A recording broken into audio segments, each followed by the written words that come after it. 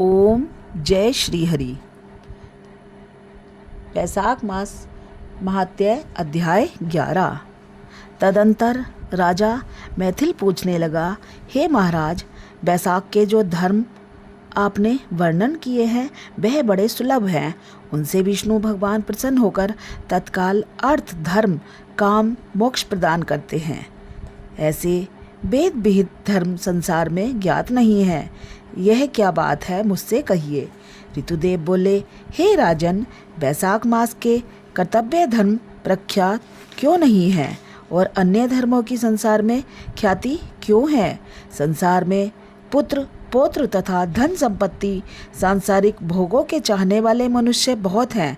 इसलिए राजस और तामस धर्म संसार में प्रख्यात हैं और जो इच्छा रहित सात्विक धर्म सुख प्राप्ति कर विष्णु भगवान को प्रसन्न करने वाले हैं, वह पृथ्वी पर छिपाने योग्य हैं। इसका कारण बताता हूँ। इक्ष्वाकु के कुल का भाषण काशीपुर में नरक का पुत्र सार्वभौम राजा बड़ा यशस्वी कीर्तिमान नाम का हुआ है। यह जितेंद्रिय, क्रोध को जीतने वाला ब्राह्मण और राजाओं में उत्तम था।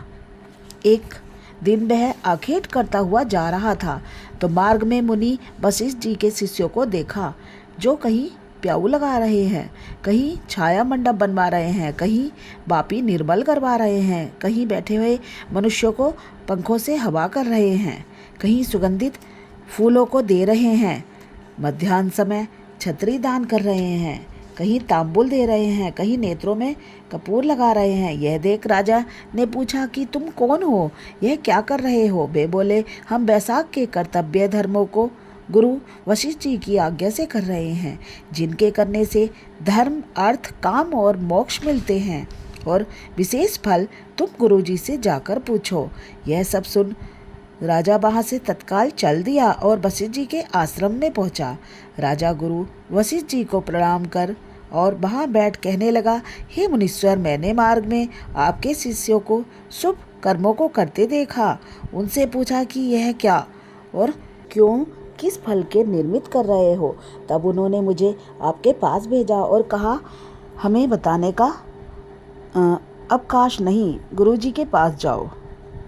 इसलिए हे मैं आपके पास आया हूँ कि आपसे इन धर्मों को सुनूं। वशिष्ठ जी प्रसन्न होकर कहने लगे, हे राजन, वैशाख मास में प्रातःकाल स्नान कर विष्णु भगवान का विधि पूर्वक प्रेम से पूजन कर दान करे, ब्राह्मणों की सेवा करे। ऐसा करने से जगन्नाथ भगवान प्रसन्न होते हैं। इसलिए तुम अपने राज्य में जहाँ भी जो कोई भी वैशाख धर्मों को न करे उसे दंड दो।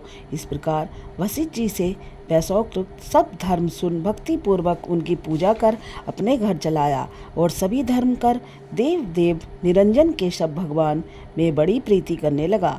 हाथी पर ढोल रखवाकर अपने राज्य में मुनादी करा दी कि 8 वर्ष से 80 वर्ष तक के वृद्ध, पिता, पुत्र, भार्या या इष्ट मित्र कोई भी हो जो मेष की संक्रांति में सूर्योदय से पहले स्नान नहीं करेगा और वैशाख युक्त धर्मों का पालन नहीं करेगा, उसको चोर के समान दंड दे देश से निकाल दूंगा।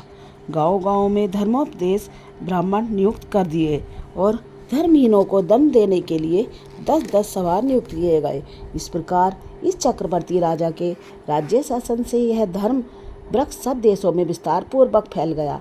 जो मनुष्य प्रमाद से भी इस राजा के नगरों में मर जाते थे, उनको निस्संदेह विष्णु लोक प्राप्त होता था और यमलोक नहीं जाते थे, जिससे चित्रगुप्त को लिखने के लिए कुछ काम न रहा। सभी पापी लोगों से नरक खाली हो गया। तब नारद जी धर्मराज के पास जाकर बोले, हे राजन, नरक में पहले जैसे हाहाकार शब्द अब सुनाई नहीं देते। खोटे कर्म करने वाले, माया और दम से बढ़े हुए पापी मनुष्य तुम्हारे लोक में क्यों नहीं आते और चित्रगुप्त भी हाथ पर हाथ धरे बैठे हैं। इसका क्या कारण है? तब धर्मराज बोले, हे नारद, आजकल पृथ्वी का राजा ऋषिकेश पुराण पुरुषोत्तम का बड़ा भक्त है। उसने अपने देश भर में मुनादी करा दी कि सब छोटे बड़े बूढ़े मेष की संक्रांति में वैशाख मास के धर्म का पालन करें।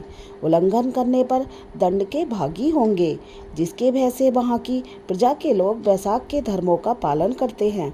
इस कारण उनका मेरे लोक में आने का मार्ग बंद हो गया और सब ब्रह्म इत्यादि पापों से छूटकर सीधे विष्णु पद को प्राप्त होते हैं। इसलिए अब मैं उस महाबली से युद्ध कर उसे मारूंगा।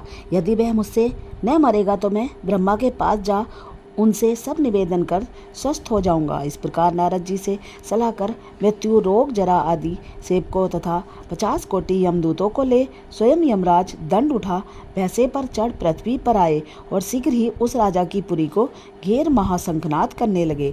तब जब राजा ने यह सुना कि यम ने यह पुरी घेरी, तब अत्यंत क्रोध कर अपनी सब सेना सजा नगर से बाहर आया। दोनों में घोर युद्ध हुआ।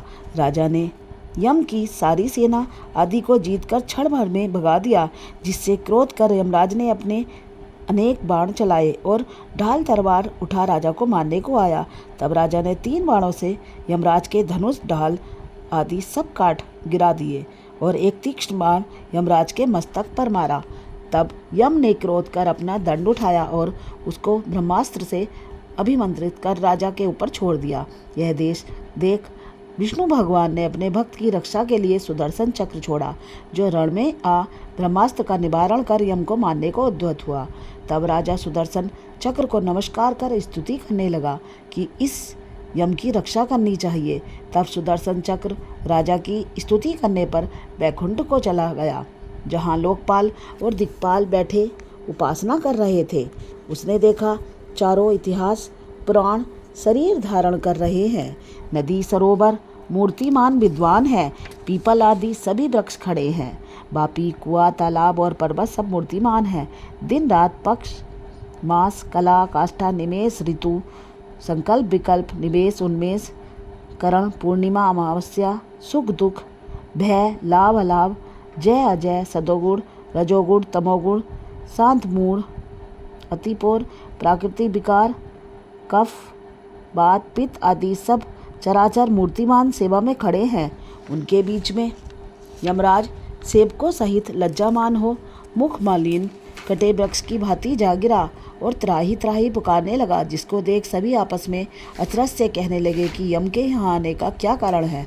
जिस यम को काम से क्षण भर भी अवकाश नहीं मिलता, उसके वस्त्र फट रहे हैं। चित्रगुप्त भी इसके पीछे पीछे ही आया है। यमराज कहने लगा, हे कमलासन, मेरी प्रतिष्ठा भंग हो गई, मुझे खूब पीटा है, मेरे वस्त्रादि छीन लिए हैं। आपके होते हुए यह मेरी दुर्गति हुई है। यह सुन सभा में बड़ा भारी कोलाहल हुआ। तब पवन ने ब्रह्मा की सलाह से सबकी वाणी रोक दी और यम को वहाँ से उठाया और आसन पर बैठाकर पूछने लगा कि यह दुर्गति तुम्हारी किसने की है। तू कुशकेतु जो सबके पिता हैं, उनके सामने अपना सब वृतांत कह, वह तुम्हारे हृदयस्थ दुख को दूर करेंगे। तब पवन के कहने पर यमराज कुशकेतु के पुत्र के मुख की ओर देख बड़े दीन स्वर और गदगद वाणी में सत्य सत्य बताने लगे। ओम 11वां अध्याय समाप्त। जय श्री हरि।